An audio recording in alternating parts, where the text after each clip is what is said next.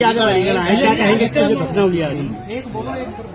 देखिए, ये इस बात को दर्शाता है कि उत्तर प्रदेश के अंदर गुंडागर्दी खुलेआम हो रही है।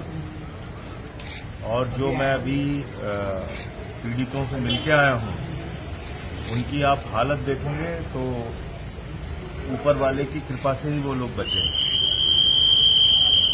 सर के ऊपर 36 टांके लगे हुए हैं।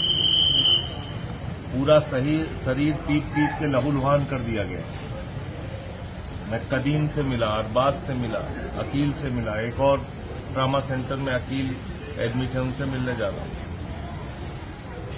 और मामला क्या है कि एक फैक्ट्री से रसीद लेके वो अपनी गाड़ी पे मीट लेके जा रहे थे। रास्ते में रोककर गुंडों के द्वारा ये कहा गया कि ये गौमांस है। मुझे जानकारी मिली है कि शायद उसकी जो रिपोर्ट आई है वो भी आज आ गई कि वो गौमांस नहीं था।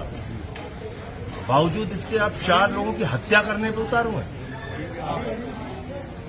और जो कुछ भी बताया कि 112 नंबर की गाड़ी उनके सामने से गुजर रही थी, वो लोग फरियाद कर रहे थे, गुहार कर रहे थे कि हमारी मदद करो। और 112 नंबर की गाड़ी उनकी मदद के लिए नहीं रुकी।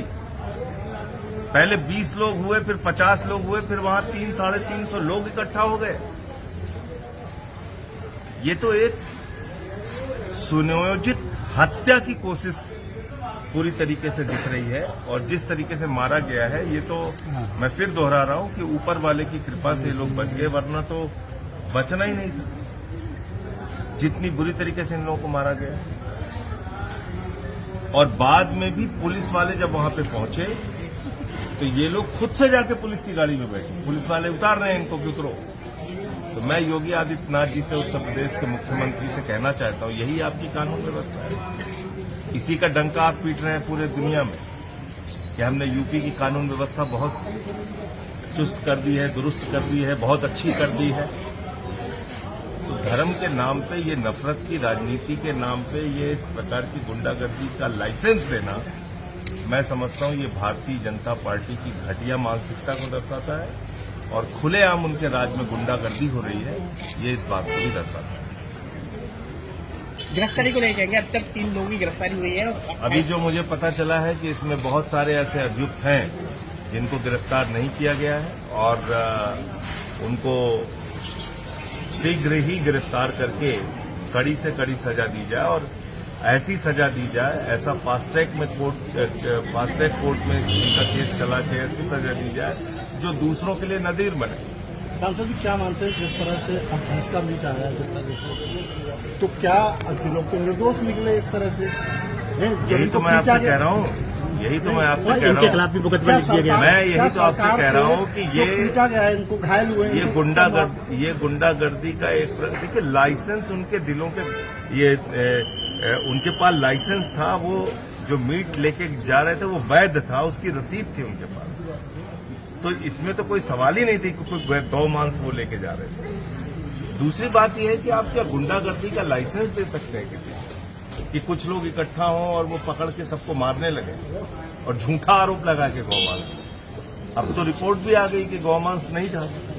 तो इसका मतलब कि आपने जानबूझ के एक माहौल बिगाड़ने के लिए और जो नफरत की राजनीति का प्रचार, हिंदू मुसलमान की राजनीति का प्रचार जो बीजेपी के राज में चल रहा है, उसके कारण भी पुलिस की मौजूदगी, ये सारा कुछ बताया उन लोगों ने कि पुलिस वाले वहां से 112 नंबर की गाड़ी गुजर रही थी इन लोगों, और दिन दहाड़े 9:15 बजे की बात है, 9:15 बजे की बात है। यानी कि खुलेआम रोशनी में गुंडागर्दी का लाइसेंस है। योगी जी बोल रहे कि 0 टॉलरेंस की बात करते हैं, वो यूपी से गुंडे भाग गए हैं। योगी जी का कहना है, योगी जी के द्वारा प्रायोजित, उनके संगठन, उनकी पार्टी के द्वारा प्रायोजित गुंडों को लाइसेंस मिला हुआ है कुछ भी करने का।